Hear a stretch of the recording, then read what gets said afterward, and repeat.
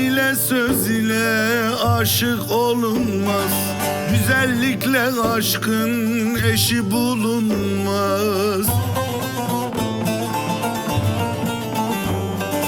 Altınla gümüşle satın alınmaz. Canını canana verenler alır, verenler alır. Tavuk civcivleri suda yüzemez. Ördek gibi suyun zevkin sezemez. Aşk kilidin herkes açıp giremez. Giremez içeri, dışarıda kalır. Tavuk civcivleri suda yüzemez.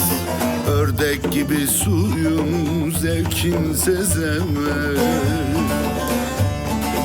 Aşk kilidin herkes açıp giremez. Giremez içeri, dışarıda kalır.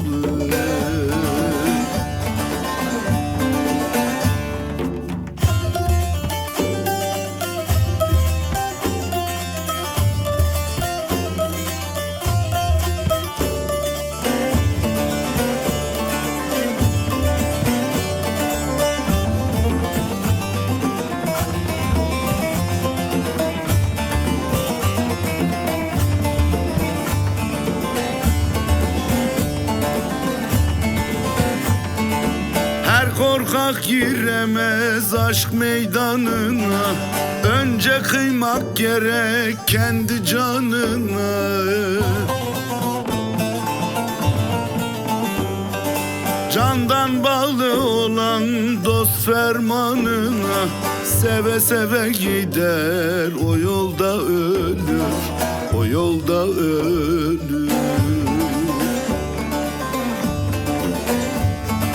Meluli der aşk kokası silinmez. Her pazarda her sarrafta bulunmaz. İlm ile fen ile bu aşk bulunmaz. Aşkı gerçek aşık olanlar bulur. Meluli der aşk kokası silinmez. Her pazarda her sarrafta bulunmaz. İlm ile fen ile bu aşk bulunmaz.